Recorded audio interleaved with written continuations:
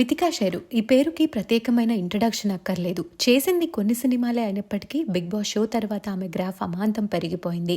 షోలో వచ్చిన నెగిటివిటీని అంతా పాజిటివ్గా మార్చుకొని యూట్యూబ్ ఛానల్లో డిఫరెంట్ కంటెంట్తో వచ్చి అందరికీ బాగా దగ్గరైంది వితిక.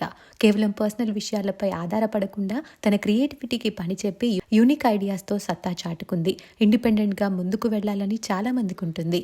అలాంటి వారికి వితిక ఒక ఇన్స్పిరేషన్ అనే చెప్పాలి. భీమవరం నుండి వచ్చిన ఈ తెలుగు అమ్మాయి ఇప్పుడు ఒక అరుదైన ఘనతని దక్కించుకుంది. మనలో చాలా మందికి టెడెక్స్ టాక్స్ అంటే ఐడియా ఉండే ఉంటుంది. సెలబ్రిటీస్ అనే కాకుండా లైఫ్ లో ఒక మంచి స్థాయికి ఎదిగిన ఎంతో మంది ఇన్స్పిరేషనల్ స్టోరీస్ ఈ స్టేజ్ మీద వింటూనే ఉంటాం.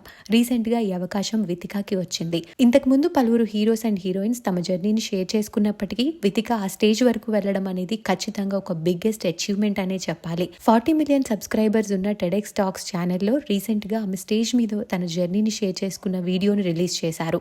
తన జర్నీ ఎంతో మందికి ఇన్స్పైరింగ్ గా అనిపిస్తుంది. తన ఫ్యామిలీ, ఫ్రెండ్స్ తో పాటు ఆమెని అభిమానించే వారందరూ గర్వపడుతున్నారు.